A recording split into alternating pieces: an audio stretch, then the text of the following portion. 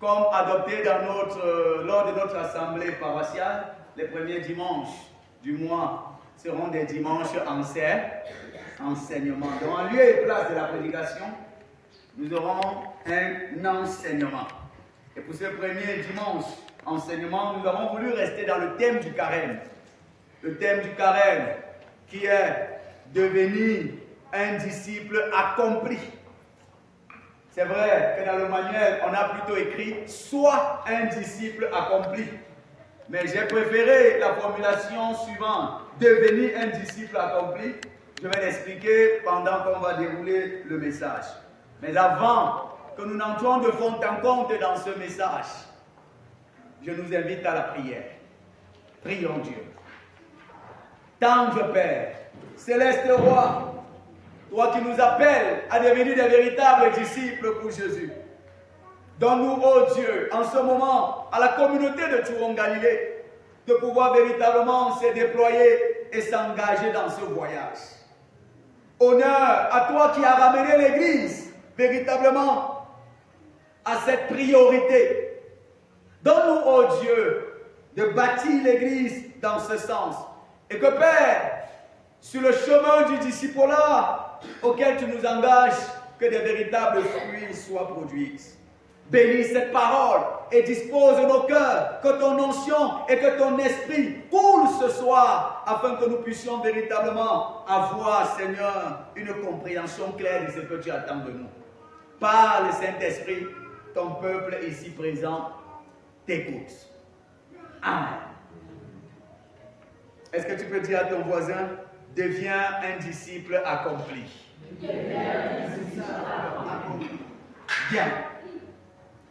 L'Église évangélique depuis cette année et même l'année passée s'est engagée véritablement à revenir sur la thématique du discipulat.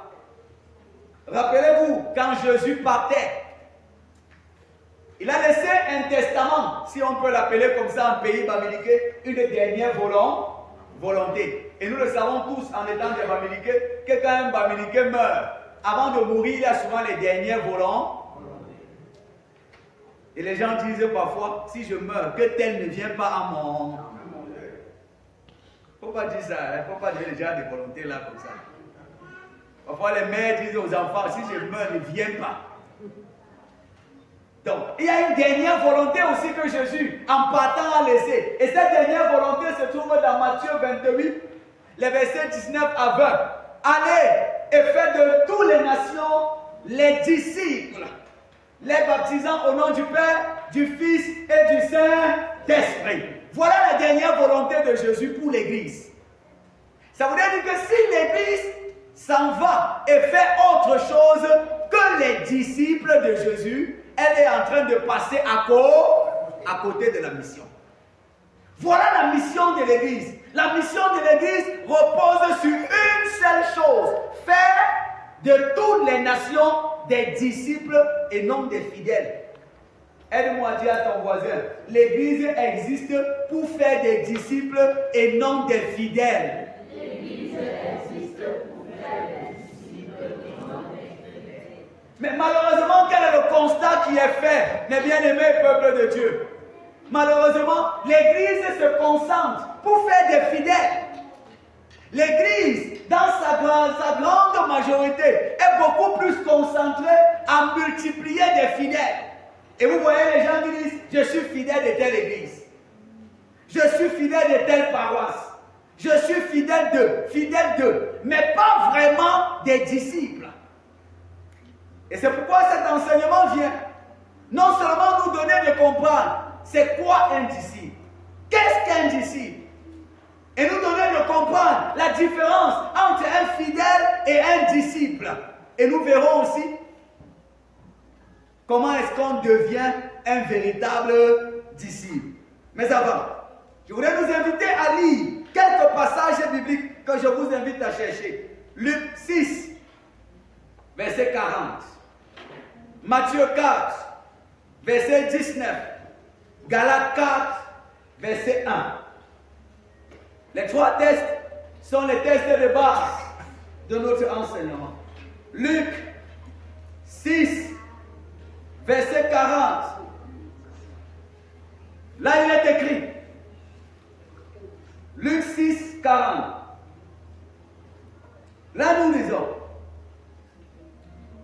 Le disciple n'est pas plus grand que le maître, mais tout disciple accompli sera comme son maître. Le disciple n'est pas plus grand que son maître, mais tout disciple accompli sera comment? Comme son maître. Deuxième passage, Matthieu 4, verset 19. Là nous lisons. Il a dit, suivez-moi et je ferai de vous pécheurs d'hommes. Suivez-moi et je ferai de vous pécheurs d'hommes. Amen. Lisons Galates chapitre 4, le verset 1. Là il est écrit, or, aussi longtemps que l'héritier est un enfant, je dis qu'il ne diffère en rien d'un esclave, quoiqu'il soit le maître de tout. Amen. Ces trois passages bibliques nous donnent véritablement, dans un des passages, l'appel que Jésus lance aux personnes qu'il a rencontrées. Suivez-moi et je ferai de vous des pécheurs d'hommes, pas des fidèles d'église, pas des choristes, pas des anciens d'église, pas des pasteurs.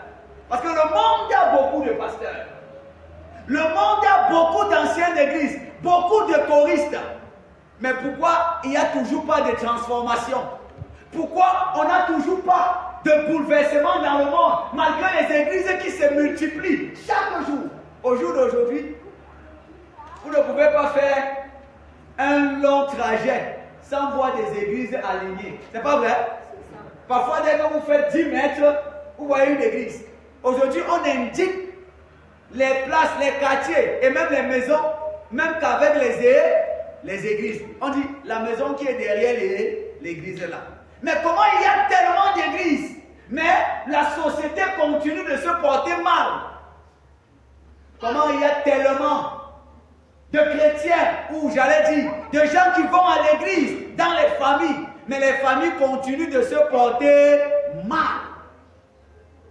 Comment? Est-ce que même dans les églises, l'église continue de mal se porter? L'église continue d'aller de plus en plus mal, alors qu'il y a beaucoup d'anciennes églises, beaucoup de pasteurs, beaucoup de fidèles. C'est simplement parce que l'église est remplie de fidèles et parfois de peu de disciples.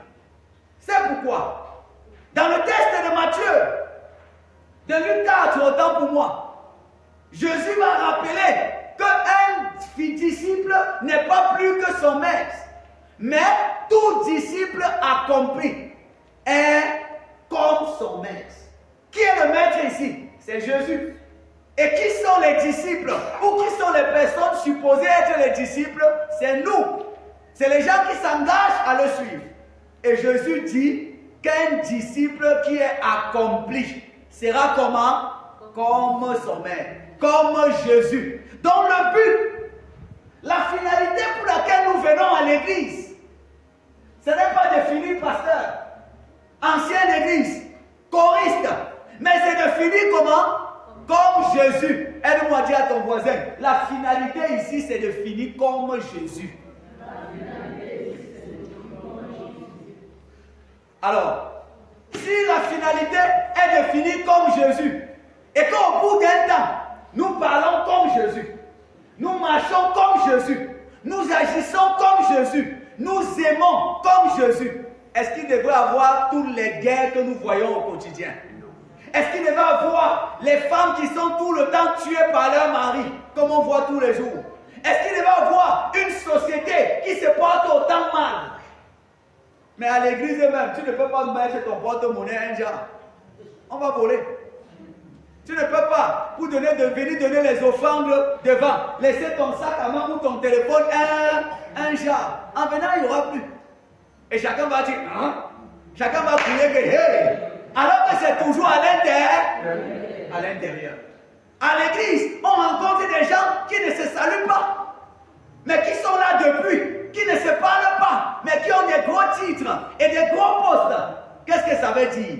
On est fidèle, mais on n'est pas encore un disciple. Parce qu'un véritable disciple est comme son maître.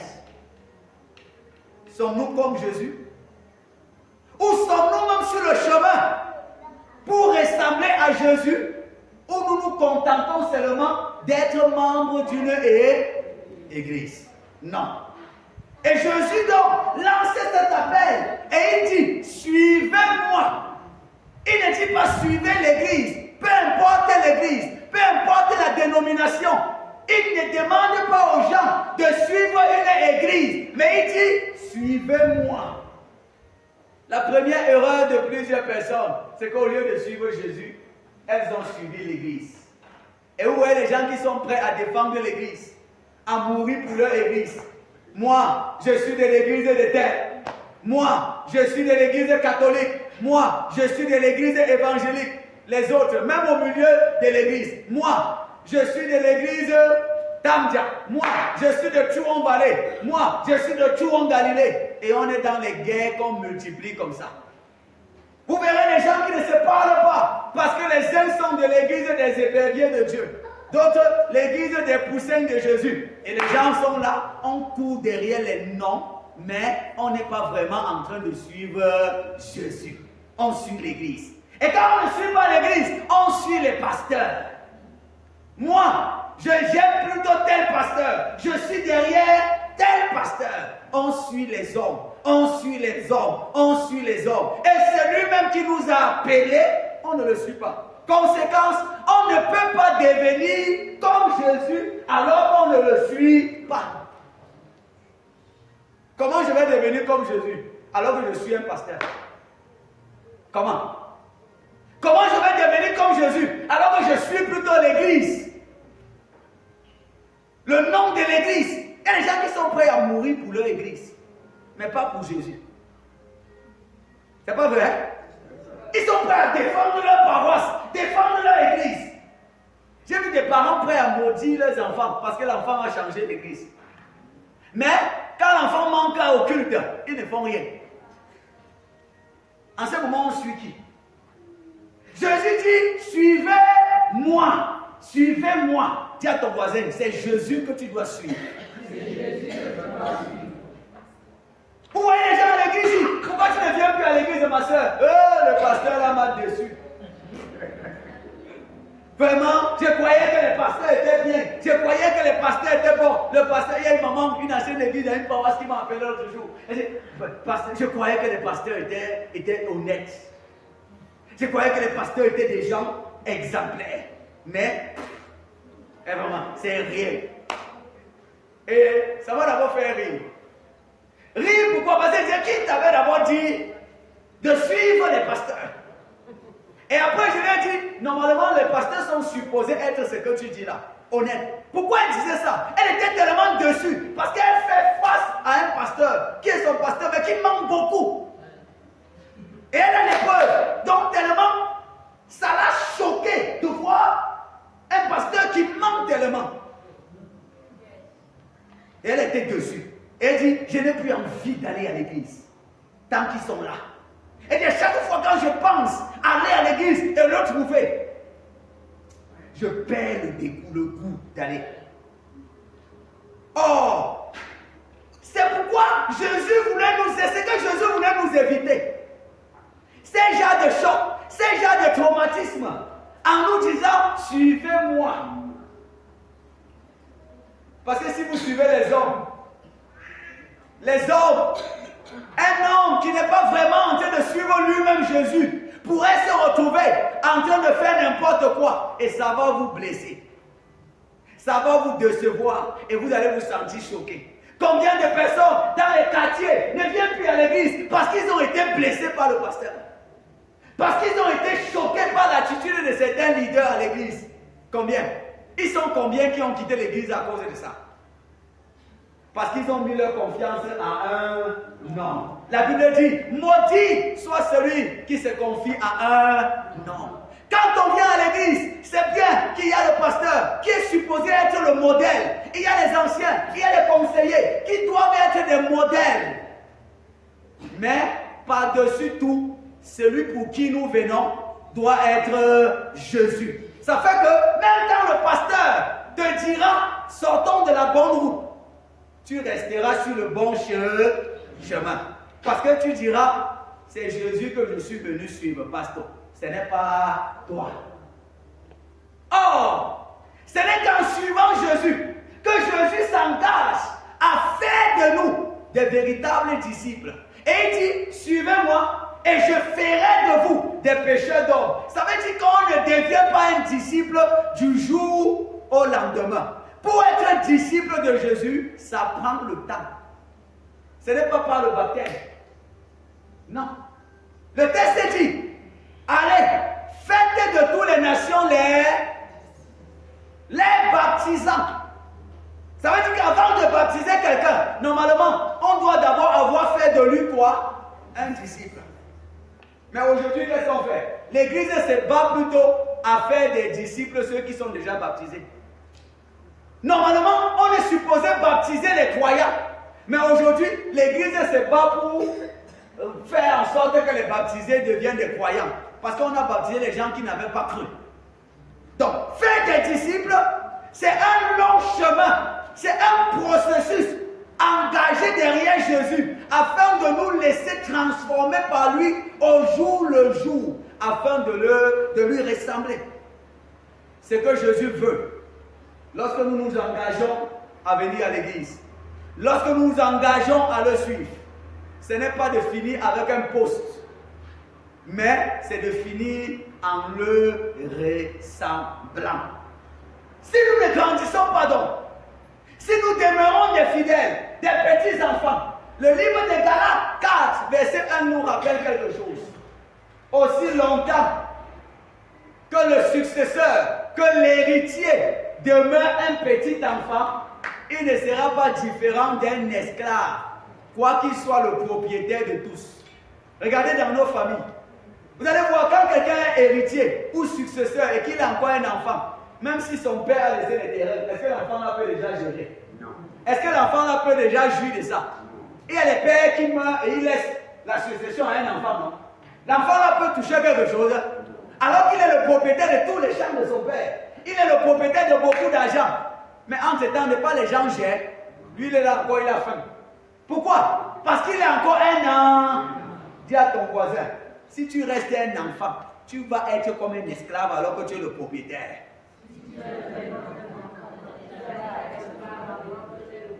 Combien de propriétaires sont en train de vivre comme des esclaves? Combien d'enfants de Dieu vivent comme des esclaves alors qu'ils sont des héritiers de Dieu? Beaucoup de problèmes des chrétiens, ce n'est pas Satan.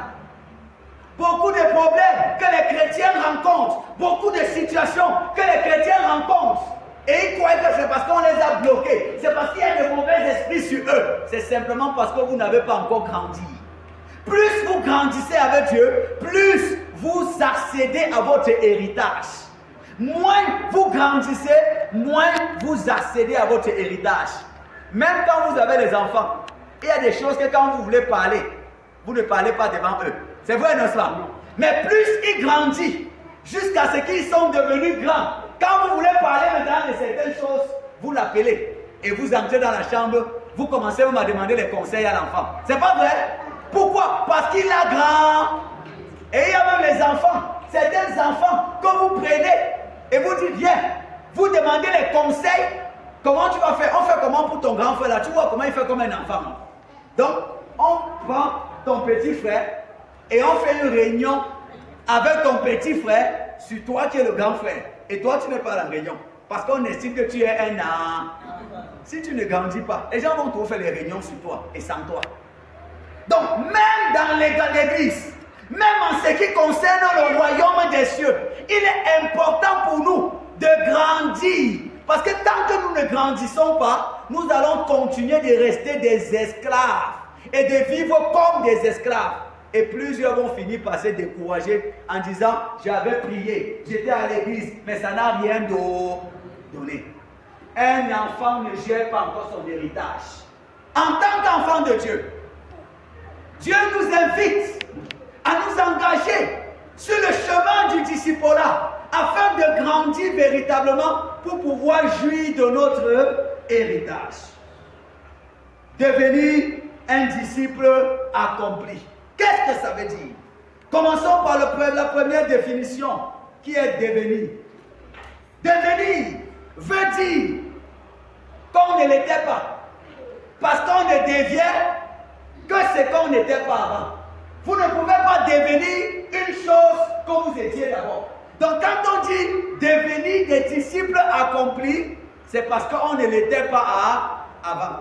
C'est pourquoi je n'ai pas voulu l'expression soit un disciple accompli. Parce que dans soit un disciple accompli, c'est comme si tu étais déjà ça. Et on te demandait de manifester ça. Or, on ne l'est pas encore. On est en train de nous dire qu'il faut devenir. On est en train de nous engager sur ce chemin. Devenir un disciple accompli. Devenir. On devient. Devenir voudrait dire. C'est donc entrer dans un processus de transformation afin d'être quelque chose. Deviens un papa responsable. Deviens un militaire. Deviens telle chose. Deviens. Quand on te dit deviens, on est en train de te demander engage-toi dans un processus qui va te transformer afin que tu sois telle chose. Donc devenir, c'est l'engagement pour devenir quelque chose. Devenir, c'est s'engager sur un chemin afin d'être à la fin quelque chose. Devenir, c'est accepter de s'engager dans le processus. C'est se laisser façonner par Dieu en vue de devenir, d'être comme Jésus. Rappelez-vous qu'on ne naît pas disciple de Jésus, mais on le devient. Même quand vous êtes né dans une famille chrétienne, vous n'êtes pas né disciple de Dieu. Même si ta mère était pasteur, ton père pasteur, tes tantes anciennes d'église, tu nais là-bas, tu ne nais pas disciple. On devient un disciple. On devient un disciple. Je m'adresse à ceux qui sont nés dans les familles chrétiennes. Parce que parfois vous demandez à quelqu'un, est-ce que tu es sauvé? Il dit, mon père est pasteur. Est-ce qu'on a demandé qui est ton père? Tu demandes, est-ce que tu es sauvé? Si tu meurs aujourd'hui, tu vas aller où? Il dit, ma mère, comme tu vois ma mère, c'est les premiers anciens de l'église à toi. Est-ce que tu es sauvé? Tu dis, non, nous là, c'est nous qui avons conçu Galilée. On ne naît pas d'ici. Même si on est né dans une famille chrétienne, on s'engage sur un chemin de transformation. Et c'est au bout de ce chemin qu'on finit par devenir un disciple. C'est pourquoi je voulais nous engager à ne pas compter sur la foi de nos parents, mais à nous-mêmes nous poser la question, est-ce que je me suis engagé déjà sur le chemin du disciple-là? Est-ce que la voie que j'ai prise là me donne de ressembler à Jésus? Il ne faut pas dire que ma mère était ancienne, mon père est pasteur, ainsi de suite, ainsi de suite. Qu'est-ce qu'un disciple de Jésus? Quand on parle de devenir disciple, c'est d'abord quoi un disciple de Jésus? Un disciple de Jésus n'est pas un fidèle. On peut être fidèle sans être disciple. Amen. On peut même être pasteur, ancien, sans être disciple. On peut. Si ce n'était pas le cas, il ne devait pas avoir tous les vols d'argent qu'on a souvent à l'église, les insultes, les injures et tous les problèmes qu'on a dans l'église.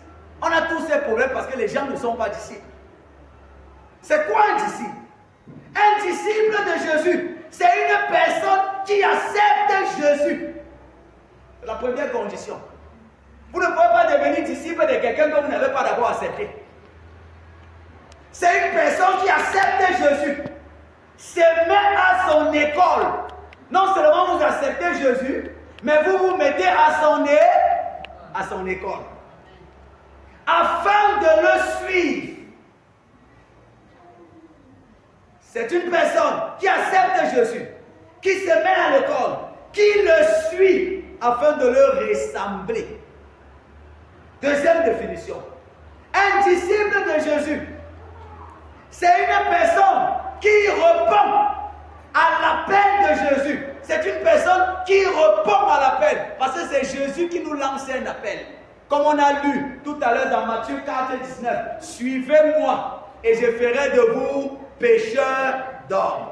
Donc Jésus lance cet appel à tout le monde. Et c'est à chacun de le suivre, de répondre. On peut lancer l'appel et les gens ne répondent pas. Parce que chacun sait pourquoi il vient aller à l'église. Donc, Jésus lance l'appel à le suivre et le disciple est toute personne, homme comme femme, qui répond à l'appel de Jésus, le suit, apprend de lui, met en pratique ses enseignements et devient le relais de son idéologie. Qu'est-ce que ça veut dire? Le disciple accepte Jésus, il accepte sa parole, il met en pratique sa parole et il décide d'aller propager cette parole. Vous ne pouvez pas être disciple d'une école et vous ne parlez pas de cette école-là. Regardez même seulement quand les gens travaillent dans une société. Comment ils parlent de la société-là? C'est pas vrai? Vous ne pouvez pas travailler au brasserie et vous voulez parler de la Guinness. Mais il y a des gens qui sont à l'église depuis des années, mais qui ne peuvent pas parler de ce qu'on parle à l'église, qui ne peuvent pas disperser ou encore vulgariser, répandre l'idéologie ou l'enseignement de Jésus aux autres. Quand on est disciple, c'est qu'on apprend, on parle aux autres. Donc un disciple de Jésus, ce n'est pas une personne qui a un titre à l'église. Non. Un disciple de Jésus, ce n'est pas quelqu'un qui a un gros poste à l'église. Un disciple de Jésus, c'est quelqu'un qui a accepté Jésus. C'est quelqu'un qui s'est engagé à le suivre et c'est quelqu'un qui a décidé de mettre en pratique ce qu'il apprend de Jésus. Écoutez, on est grand chrétien, pas à cause de la grandeur des choses qu'on connaît, mais à cause de ce qu'on met en pratique. Vous avez compris ce qu'il a dit? Notre foi est grande, non pas à cause de des grandes choses que nous connaissons, mais à cause de quoi? De ce que nous mettons en pratique. Si tu connais beaucoup de choses, tu ne pratiques rien, tu ne connais rien. On voit ce qu'on connaît en fonction de ce qu'on met en pratique. Il y a des gens qui disent que je connais beaucoup, je connais, mais ils ne mettent rien en pratique. Je suis à l'église depuis 2022, depuis 1902. Je suis là, quand je me baptisais, tu n'étais même pas encore né, pasteur. Oui, tout ce que tu as appris à l'église, où est ça dans ta vie? 50 ans à l'église, 50 ans dans le noir. On continue à parler de la même façon, à insulter de la même façon. 50 ans à l'église, mais 50 ans de rancune. 50 ans à l'église, 50 ans avec les personnes enchaînées dans notre cœur. 50 ans. On devait même fermer sa bouche et ne même plus dire aux gens que j'ai duré à l'église. Parce que tous les parents, quand vous accouchez un enfant et que l'enfant commence à crier, qu'est-ce que vous attendez de l'enfant? Chaque jour, vous rêvez que quoi? Que l'enfant commence à ramper. Et quand l'enfant rampe, vous êtes content? C'est pas ça? Et quand l'enfant rampe, vous espérez que quoi? Que l'enfant qui rampait commence à marcher. Je me rappelle encore la première fois où mon premier garçon a fait son premier pas debout. J'étais content jusqu'à. J'ai dit, oh l'enfant, tu vois, tu appelles sa mère, viens voir comment il est resté debout. Il est resté debout. Tu es content. Tu peux donner même la bière à quelqu'un et boire. C'est pas ça? Parce que tu es content de voir l'enfant évoluer. Tu es content de voir l'enfant grandir. Et quand il fait un pas, tu ris. Tu appelles sa mère, vous êtes content. Il fait un autre pas. Et quand il tombe, vous applaudissez. Vous dites, oh champion, tu es mon champion. Parce que tu es en train de l'encourager. Tu vois comment il avance. Mais imaginez que l'enfant, le même enfant, il avait 2 ans. Il est né. Il ne rampait pas. Il ne marchait pas. 6 mois, 8 mois, 1 an, il ne rampe pas. 2 ans, il ne rampe pas. Et il chie tout sur lui. Vous allez faire comment, bébé? Hein? Et quand vous êtes fort comme quoi là, vous allez aller chercher, non? Hein? Vous allez aller chercher. Parce que vous allez comment dire, hey, la qualité si tu atterris là-bas chez lui, demandez au père de l'enfant. Ah, dans ta famille, il y a des gens comme ça. Parce que chez nous, il n'y a pas de gens comme ça. Comment dire, ça là, c'est l'enfant de 2 pays. Bon, et quand toi-même tu es à l'église, depuis là, tu n'as pas bougé. Tu ne rentres pas, tu es toujours au même endroit. Bon, toi-même, tu crois que Dieu pense quoi sur toi? Hein? Tu vois qu'il faut aussi chercher sur toi, n'est-ce pas? Il faut aussi chercher. Parce que voilà quelqu'un à l'église depuis des années, mais n'avance pas. Continue de faire les selles sur lui.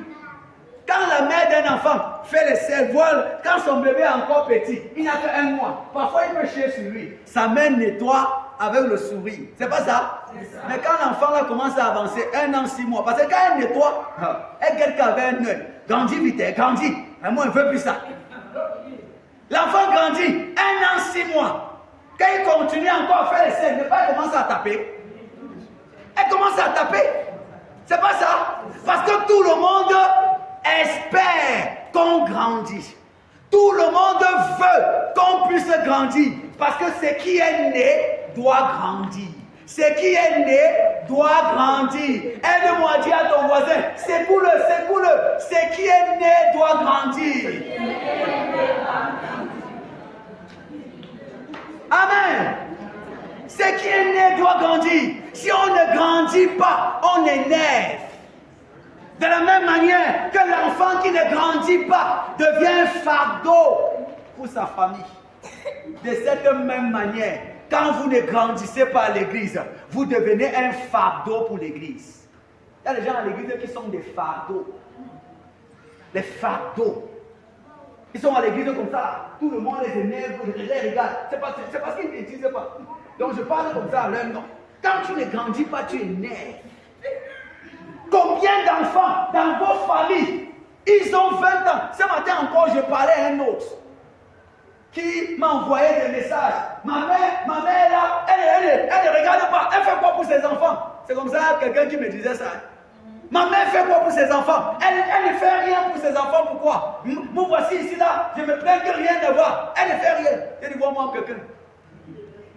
Tu vois là, ton vieux âge, et c'est ce que je lui ai dit. À ton vieux âge, tu es en train de dire que ta mère fait quoi pour toi? Les gens qui sont orphelins depuis là font quoi? Il est là, il parle comme un enfant qui avait 18 ans, alors qu'il est en train d'entrer dans 40 ans. Il dit, ma mère, il dit, ferme ta bouche. Ferme ta bouche. Et il y en a des gens comme ça. Vous les demandez, comment ta vie va? Ah, on ne m'a pas aidé. On ne m'a pas dans ma famille. On ne m'a pas. Mon père n'a pas. Ma mère, tu regardes son âge. Ils sont là. Je suis un orphelin. Orphelin à 40 ans. À un moment de votre vie, quand vous ne prenez pas vos responsabilités pour grandir, vous énervez les gens. Et il y a des enfants comme ça dans les familles qui énervent tout le monde. Ils ont l'âge, mais leur vie ne ressemble pas à leur âge. Demande à ton voisin, est-ce que ta vie ressemble à ton âge? Sur le plan spirituel, est-ce que le nombre d'années que tu as fait à l'église, ça ressemble à ta façon de faire? À un moment donné, il faudrait ouvrir son esprit. Et se poser les vraies questions, mes bien-aimés dans le Seigneur. Un disciple, c'est une personne engagée dans le processus de croissance spirituelle continue, au bout duquel il sera comme Jésus. C'est ça un disciple. Les gens sont là au quartier, vous les attaquez, ils disent je suis baptisé depuis 1900, ouais. Et puis quoi encore? Baptisé, et puis quoi encore? Je suis baptisé, ça fait tel. C'est le pasteur, c'est au temps du pasteur Forcheveux, c'est au temps du pasteur. Sois même baptisé au temps des affaires sacrées. Le disciple, c'est quelqu'un qui s'engage dans un processus de croissance spirituelle. Ça veut dire il s'engage à grandir avec Dieu chaque jour. Chaque jour. il s'engage à grandir avec Dieu. Parce que son but, c'est de ressembler à Jésus. Et ce processus est continu. Ça ne va pas s'arrêter à un moment. Il n'y a pas un moment où tu vas arrêter de grandir. Même moi-même, chaque jour, je dois grandir avec Dieu. Chaque jour. Il n'y a pas un niveau où je dis pour moi est fini. J'ai déjà grandi. Non. Quand l'eau stagne, ça apporte les moustiques et ça donne le palu. L'eau ne doit pas stagner. Vous ne devez pas stagner. Amen. Mais bien aimé, comme il dit accompli, puisque le thème de notre programme, c'est deviens un disciple accompli. Accompli voudrait dire terminé. Accompli voudrait parler de la maturité. Cela signifie être mûr. On ne mange aucun avocat qui n'est pas encore mûr ou tendre. C'est pas ça? Malgré l'avocat, la bonté de l'avocat, malgré le goût qu'un avocat peut avoir, tant que ça ne mûrit pas, tant que ce n'est pas tendre, vous mangez, ça serait amer. Combien de nous sont encore amers? Dès que vous les goûtez, vous fuyez. Il y a des gens comme ça à l'église. Hein? Tu la vois à distance dans son blanc. Elle est bonne comme ça. Mais goûte-la un peu. Tu le vois dans sa robe. Il est bon comme ça là. Tu dis, hey! Mais approche-toi un peu et tu le goûtes. Il va te donner tes 4 vérités. Tu vas rentrer comme ça. Tu rentres avec la... Tu vas dire seulement plus jamais. Tu vois l'autre bien à l'église, comme ça, avec le foulard qui ferme même ses yeux. Mais goûte-la. Vous avez à manger la banane qui n'est pas encore mûre, non? Vous crachez immédiatement, c'est pas ça? Combien de personnes se sont approchées de nous en tant que chrétiens pour nous goûter un peu? Et ils nous ont vomi une fois et ils sont partis. Combien de personnes se sont approchées de nos familles, se sont approchées de nous pour devenir nos amis et pour nous côtoyer. Et nos mauvais caractères les ont tous chassés. Et on croit que le fait d'être à l'église tous les jours, c'est suffisant. Ou d'être baptisé au temps du pasteur, des Américains ou même des je ne sais quoi. Mais bien aimés dans le Seigneur, quand on parle des disciples accomplis, on parle de ce qui est mûr. La banane n'est bonne que lorsqu'elle est mûre. Ce n'est qu'en ce moment que vous pouvez la manger. Manger encore et encore. Mais quand vous coquez un peu, ce n'est pas encore mûr. Le visage change une fois. Comment on fait seulement comme ça? Et tu craches, tu laves ta bouche. Combien de personnes ne veulent plus nous sentir? Combien de personnes ne veulent plus nous voir à cause de notre caractère? Un disciple accompli, c'est une personne mûre, c'est une personne formée. Quand on est à l'église, l'église c'est aussi l'école. L'église c'est aussi l'école. Quand on entre, c'est pour se former. C'est pourquoi je ne joue pas avec les enseignements. C'est pourquoi je suis choqué quand je programme des enseignements et que les gens jouent avec. Et ils restent à l'église année après année et ils ne sont pas formés. Vous voyez quelqu'un à l'église et vous dites, vous l'écoutez pendant qu'il est en train de parler. Il dit, aide-toi et le ciel t'aidera. La Bible dit ça. Il dit, la Bible dit ça où? Il ne connaît pas ce que la Bible dit. Mais on est à l'église et ça fait 50 ans. Les gens sont à l'église, certaines sont à l'église, ça fait 50 ans. Elles n'ont jamais acheté une Bible. Il y en a ici là qui n'ont pas de Bible. Qui n'ont pas de Bible. D'autres sont même là. Les mères ont dit qu'ils sont mères. Les jeunes sont là. Certaines sont là à l'église depuis. Ils n'ont jamais lu le Nouveau Testament du début jusqu'à la fin. Du début jusqu'à la fin. Et on veut devenir formé. Et on veut devenir grand. Quel genre de chrétiens nous voulons pour cette génération? Si on ne peut pas s'asseoir et lire la Bible est devenue le somnifère pour plusieurs. Lorsqu'elles ouvrent la Bible, le sommeil vient. Quand il faut dormir, ils prennent la Bible. Parce que ça va les donner le sommeil dans les minutes qui viennent. Quand on est dans les veillées, on veille du soir jusqu'au matin. Mais on est à l'église, à peine 5 minutes, le sommeil. Sommeil. Le sommeil. Sommes-nous formés? Voulons-nous être formés? Ou voulons-nous être même ton propre enfant? Vous savez, l'université est très dangereuse. L'université est dangereuse en quoi? Écoutez, il est facile de faire 5 ans à l'université et de rester au niveau 1. Et vous croyez que l'enfant a passé la meilleure le master. Parce qu'à l'université, quand tu viens à l'école, quand tu ne viens pas, le professeur n'est pas là-bas pour courir derrière toi. Parce que tu entres, vous êtes là, il y a d'abord 1000 personnes à l'amphi. Donc, toi tu es à la maison. C'est pourquoi je dis aux parents qui ont des enfants à l'université. Parfois, voyagez la nuit, vous ne dites même pas à l'enfant, vous atterrissez seulement. Et vous voyez comment il fonctionne. Vous marchez même, vous vous renseignez. Parfois, vous avez des enfants qui vous disent qu'ils sont à l'université à Tchad, à Boya. C'est pourquoi quand ils passent le bac, ils veulent fuir pour aller plus loin. Parfois, ils ne fréquentent même pas. Ils sont là-bas, vous envoyez l'argent tout le mois. Tout le mois. 5 ans, il est toujours au niveau 1. Il n'a pas passé. Et toi, tu crois que comme les années ont évolué, on dit ton enfant est où? Il est à l'université, ça fait combien d'années? 5 ans. Donc il est déjà où? Il a fait quoi? Où c'est quoi? Alors qu'il est toujours au même niveau. On peut durer à l'école sans être formé.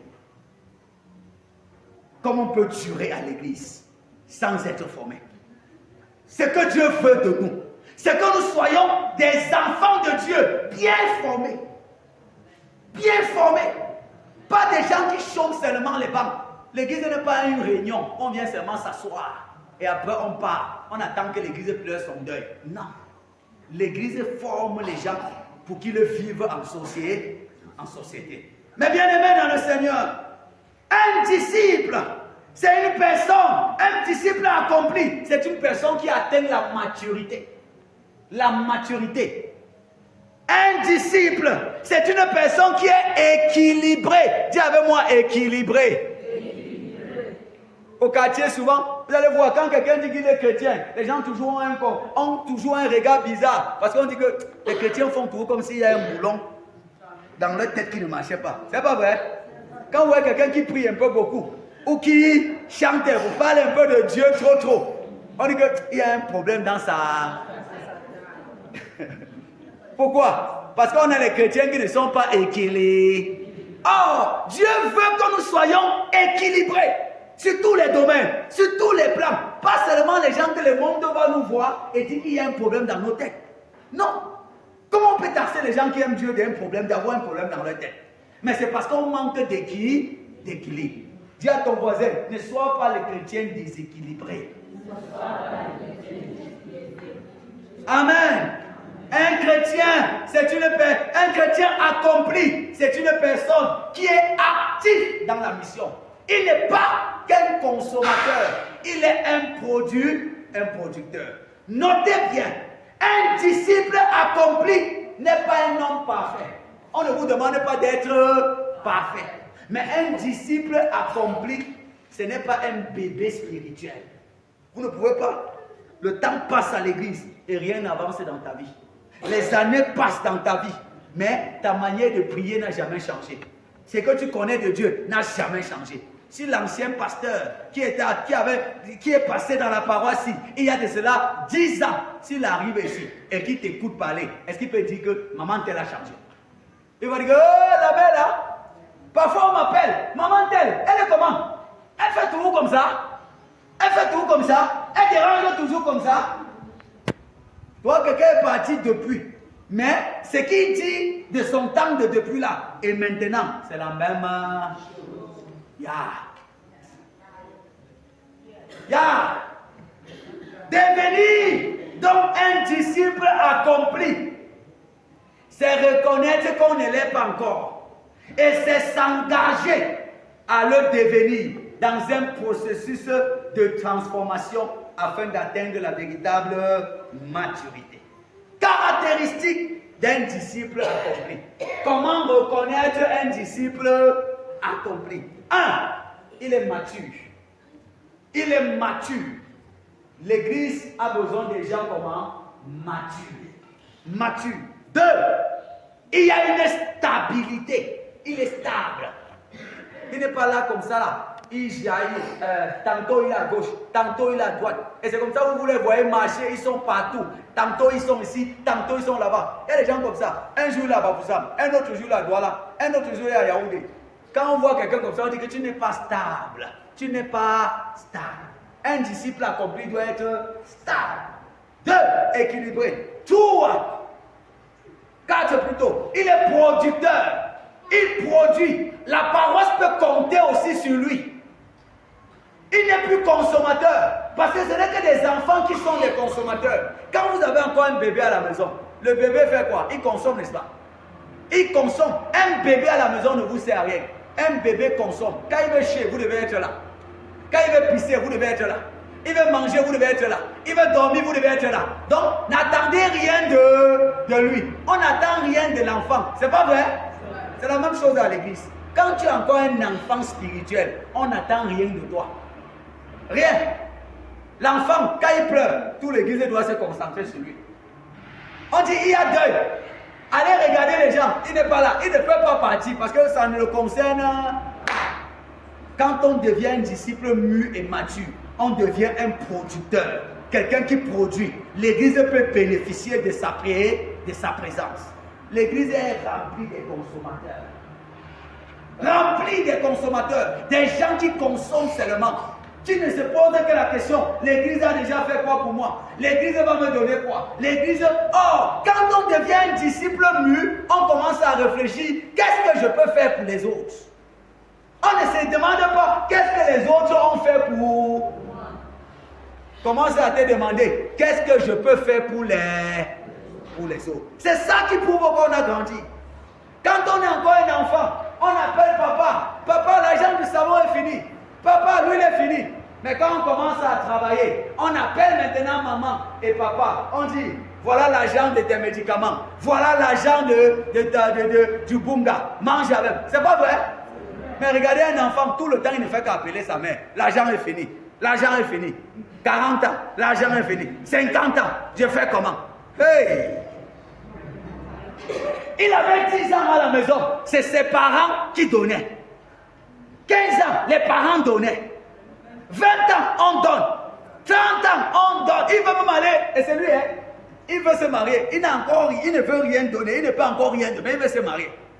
Et il vient dire, allez alors épouser ma... On l'épouse même. Après il dit, elle a accouché. Hein? Les enfants vont porter quoi? Un consommateur.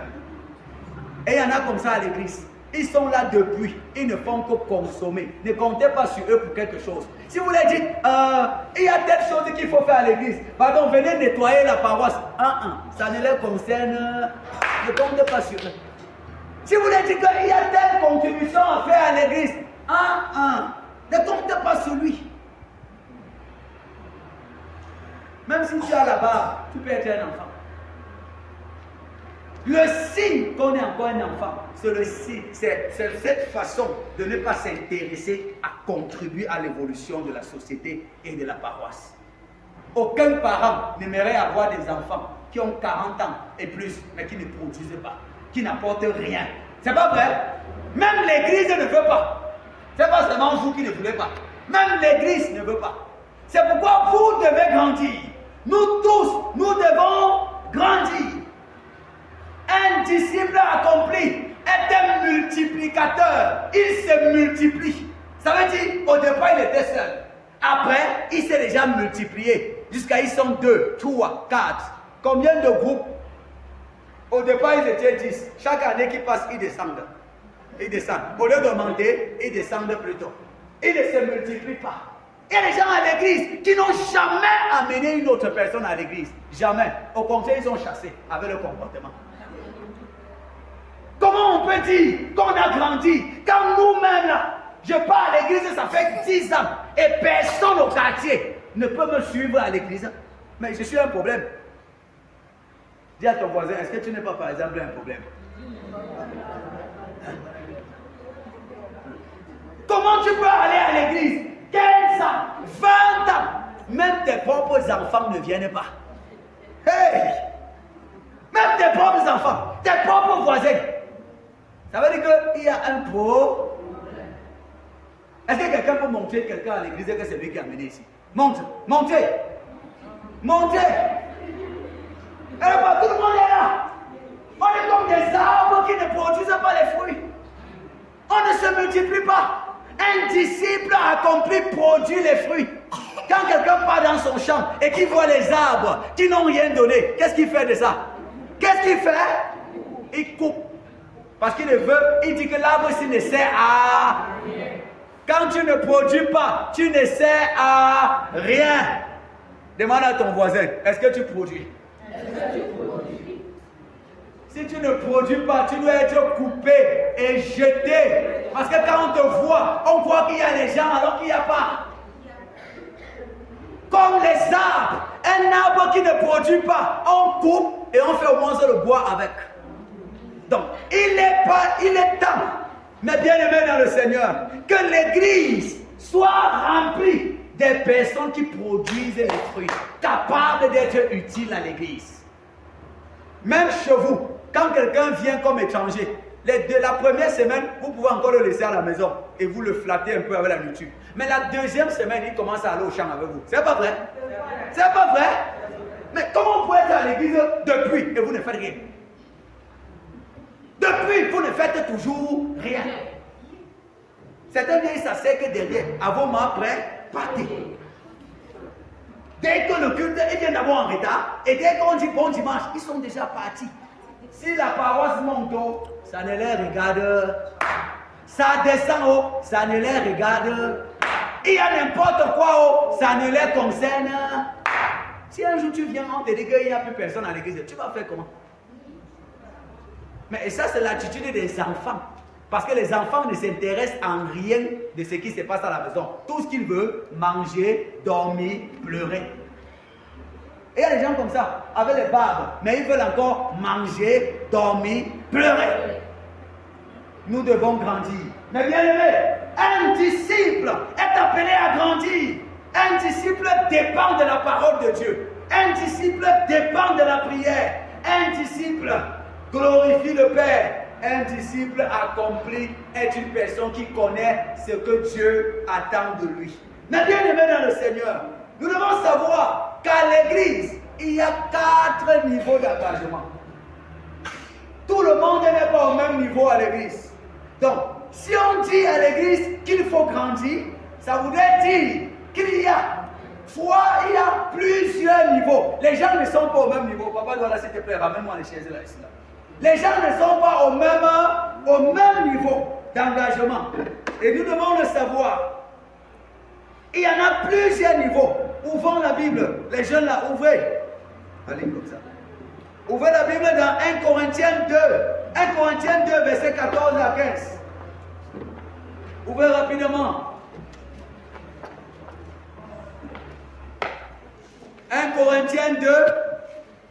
Quelqu'un a trouvé? Verset 14 et 15. Une autre personne ouvre Hébreux 5. Hébreux 5, 11 à 14. Et on va lire ça rapidement. 1 Corinthiens 2. 1 Corinthiens 2. Quelqu'un a trouvé? Lisez fort alors.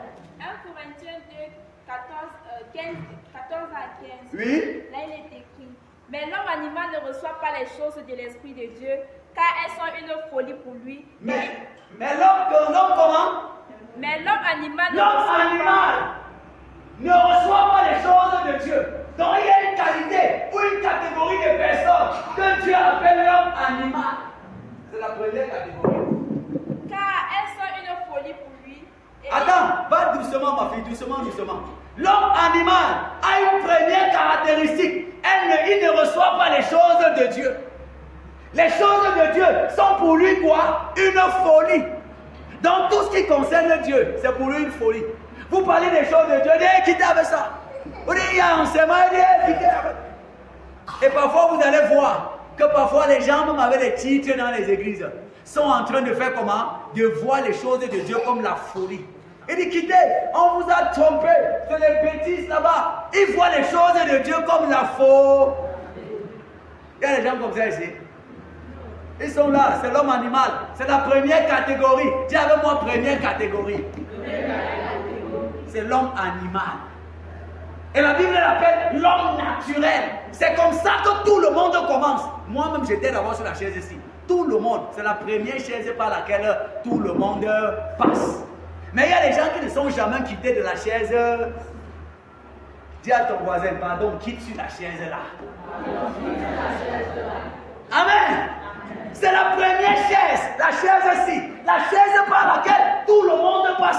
que même les nouveaux-nés, quand vous accouchez un enfant, il va d'abord chier sur lui. C'est normal.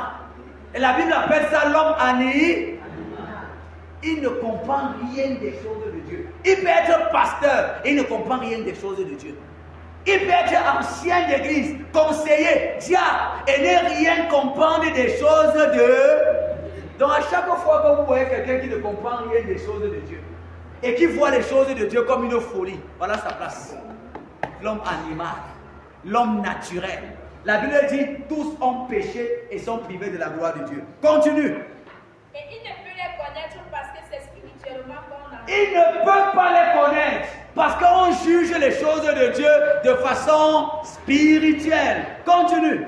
L'homme spirituel, au contraire, juge de tout. Attends, l'homme va lire le chapitre 3, verset 1.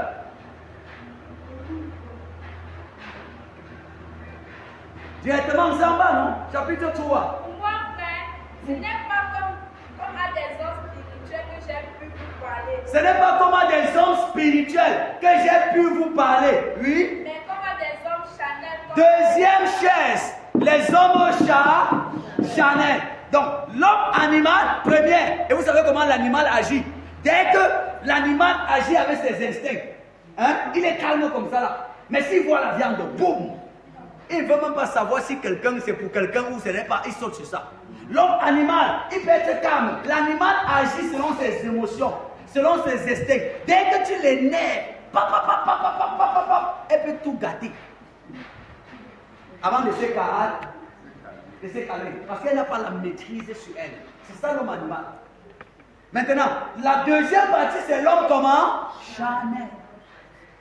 L'homme charnel, c'est qui? C'est celui quand même qui a reçu déjà Jésus. Il a accepté Jésus. Il est quitté de la chaise ici. Et il est devenu chrétien. Mais il a refusé de grandir avec Dieu. Il est encore charnel. Il aime Dieu, mais il aime le monde. Il veut plaire à Dieu, mais il veut plaire encore au monde. Il aime l'église, mais il aime les traditions du village. Il aime la chaise de l'église, mais il aime encore la chaise du village. Il est dans tout ça. Lis, elle fait quoi ici? Continue. Continue là où tu disais. Mais comme à des hommes charnels, comme à des enfants. Oui. Je vous ai donné du lait. Je vous ai donné du lait. Non de la nourriture solide. Non de la nourriture solide. Parce que ce sont encore des enfants. Vous ne pouvez pas les enseigner les choses solides ici. Non. Ils vont vomir. C'est un peu comme un enfant. Pour nourrir un enfant, vous ne pouvez pas prendre le macabo dur et vous poussez ça dans son ventre. Hein? Il va faire comment? Il va vomir. Et si vous forcez, pendant que ça l'étouffe, vous dites non, prends, mange, tu peux manger, prends. L'enfant risque de mourir pour intoxication alimentaire. Donc, pour manger le macabo, on écrase pour l'enfant. Il y a donc des chrétiens que pour les parler, il faut écraser seulement. Pour qu'ils mangent. Si vous parlez un peu fort, ils vont se fâcher. Il y a des chrétiens comme on a trop peur. Si tu parles un peu fort, l'enseignant va se fâcher. C'est là le signe que tu es encore un bébé spirituel. Ou à chaque fois on a peur, on dit si on parle un genre, elle va quitter l'église. Hein. Si tu parles fort, elle va quitter. Donc il faut écraser encore ta part. Écraser bien avant de te donner. Parce que si on te parle un peu un genre, tu vas te fâcher. Parce que tu n'as pas encore grandi et fuis. Si tu l'as grondé, elle va laisser le travail qu'elle faisait. Elle laisse. Elle va te dire, ça va, je ne suis plus conseiller, je ne suis plus ancien, je ne suis plus ceci, je ne suis plus cela. Il y a des gens comme ça. Si vous les énervez, ils ne font plus le travail que vous les avez, qu'ils avaient choisi. Hein? Continue la lecture. Vous ne pouviez pas la supporter, oui? Et vous ne pouvez pas même à présent parce que vous êtes encore charnel. Jusqu'à maintenant, vous ne pouvez encore supporter parce que vous êtes encore charnel. Oui, continue. En effet, puisqu'il y a parmi vous de la jalousie. Pourquoi est-ce qu'il dit qu'ils sont charnels? Il y a au milieu de quoi? La jalousie. Ils sont chrétiens, mais des chrétiens jaloux. Jalousie. Ça veut dire qu'ils sont quittés de la chaise ici, mais ils ont laissé un pied dedans. Un pied dedans, un pied dehors. Un pied dedans, un pied dehors. La Bible à la main gauche, le couteau à la main droite. Parce que vous êtes jaloux. Continue. N'êtes-vous pas charnel et ne marchez-vous pas selon l'homme? Ne marchez-vous pas selon l'homme au lieu de marcher selon Dieu. Oui. Quand l'un dit, moi je suis de Paul, et un autre, moi d'Apollos. Voilà comment ils se disent. Un dit, moi je suis de telle paroisse. Et un autre, moi je suis de telle. Dans l'église là, ils discutaient, il y avait 2 pasteurs qui étaient passés. Et les autres disaient, moi voilà notre pasteur c'est Paul. Une autre partie, notre pasteur c'est Apollos. Et Paul dit, vous discutez quoi? Ça c'est la chair. Le véritable disciple est au-dessus des parties là. Il n'est pas dans les camps. Dans une église charnelle, on arrive au conseil d'anciens. Si telle personne dit, voilà ce que je propose. Si Papa Douala par exemple dit telle chose. Bon, si Marie-Lucien s'élève, elle dit je ne suis pas d'accord avec Papa Douala. Voilà ce que je propose. Si Papa Douala et Maman Lucien étaient amis, il sort maintenant et dit, tu ne m'as pas supporté, non? On ne marche plus ensemble. Tu n'es pas mon ami. Donc, comme ils sont amis, il fallait que même s'il dit n'importe quoi, elle supporte C'est comme ça que les gens font dans l'église. Même s'ils racontent les bêtises, je te supporte seulement parce qu'on est amis. Amen. Ça ne marche pas comme ça. C'est bon. Lisez Hébreu. Voilà la deuxième partie. Dans Hébreu, on nous montre le 3e niveau. Hébreu, oui. Lis fort. Nous avons beaucoup à dire là-dessus. Nous avons beaucoup à dire là-dessus. Et des choses difficiles à expliquer. Les choses difficiles à expliquer. Parce que vous êtes devenus lents à comprendre. Parce que vous êtes lents à comprendre. Il dit depuis, je vais vous enseigner les vraies choses. Mais vous n'avez pas encore grand. Vous êtes lents à comprendre. Oui. Vous en effet, qui depuis longtemps deviez être des maîtres. Il dit depuis longtemps, vous deviez être des quoi? Des maîtres. Il y a des gens qui ne grandissent pas à l'église, qui devaient être loin. Il y a une catégorie de personnes qu'on appelle souvent les nains. Ils ont vieilli, mais ils n'ont pas grandi. Même dans l'église, il y a les nains spirituels qui vieillissent à l'église, mais ne grandissent. La Bible dit, il y a longtemps, vous deviez être des maîtres. Continue. Vous avez encore besoin qu'on vous enseigne les premiers rudiments des oracles de Dieu. Mais les gens qui devaient être des maîtres ont encore besoin qu'on les enseigne les plus petites choses de la foi. Continue. Vous en êtes venus à avoir besoin de lait et non d'une nourriture solide. Oui. Or, quiconque en est au lait n'a pas d'expérience de la parole de justice. Oui. Car il est un enfant. Quand il est un enfant, c'est bon. Quand il est un enfant, la 3e chaise, c'est l'homme spirituel.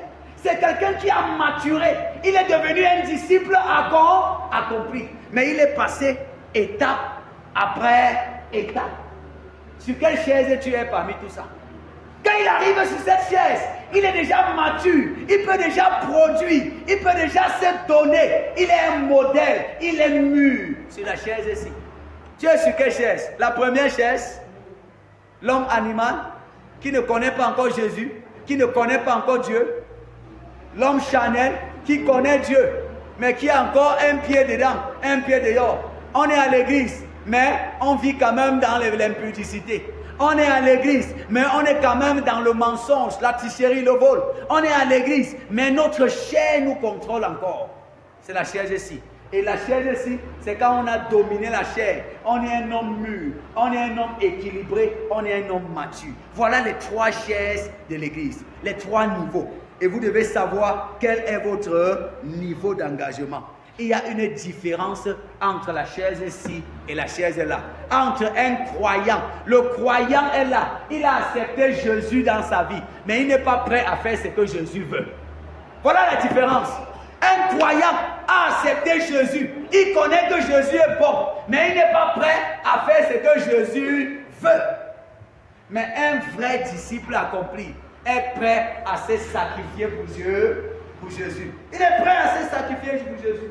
Comment donc devenir un disciple accompli? C'est en acceptant de suivre le processus, de quitter sur la chaise actuelle pour avancer. Un pas après un autre. Quand vous êtes seulement un croyant, Dieu veut que vous puissiez grandir. Parce qu'en grandissant, vous allez entrer en possession de votre héritage. Comment donc grandir? On grandit au travers des enseignements. On grandit au travers de la prière. On grandit en passant le temps avec Dieu. Rappelez-vous, quand on sème le maïs, quand le maïs grandit, le vent à un moment va souffler. Et quand le vent souffle, il y a certains maïs qui se cassent, certaines tiges qui se cassent, c'est pas ça?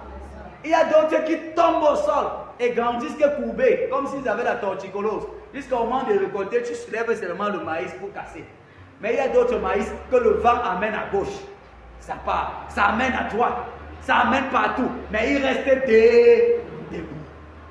Et vous venez récolter, il est resté debout. Ce n'est pas que le vent n'a pas soufflé sur lui. Le vent a aussi soufflé, mais il est resté debout. Écoutez-moi bien. Le vent, ce sont les épreuves. Le vent, ce sont les difficultés. Ce sont les problèmes qui vont arriver. Et personne ne peut éviter ça. Ta vie va connaître les problèmes. Ta vie va connaître la souffrance. Ta vie va connaître les épreuves. Mais si tu n'es pas enraciné au sol avec Jésus, si tu n'es pas solide, dès que le petit vent va souffler, ça va te mettre au sol. Tu vas commencer à marcher que comme si tu avais la torticolose. Parce que le vent t'a renversé. Soyez des maïs que quand le vent souffle, les problèmes viennent, vous êtes debout. Les problèmes arrivent, vous continuez à vous accrocher sur Jésus. Vous restez debout. C'est ça le chrétien que Dieu veut. Les chrétiens mûrs et matures. Pas les chrétiens, dès qu'il y a un petit problème, bam, on est au quartier, on insulte Dieu. Oh, je croyais que Dieu était avec moi. Je croyais que, parce qu'on ne connaît pas Dieu. Mais bien aimés, ne soyez pas de ces chrétiens qu'à la moindre difficulté, fuient l'église, fuient Dieu. Soyez des chrétiens accomplis. Que Dieu bénisse en nous l'écoute et la méditation de sa parole. Amen.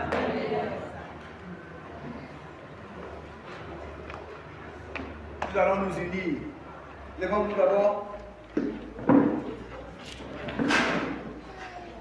Nous allons prendre un petit moment dans la prière. À partir de ce que nous avons écouté, nous avons réalisé qu'il y a différents niveaux d'engagement. Nous devons nous-mêmes voir quelle est notre chaise, quel est notre niveau, et pouvoir d'une certaine façon nous engager dans la croissance et dire à Dieu, je veux quitter des niveaux à un. Je veux grandir, Seigneur. Je ne veux pas rester sur place. Commence à prier. Prie, baisse la tête, parle à Dieu. Seigneur, je veux grandir avec toi.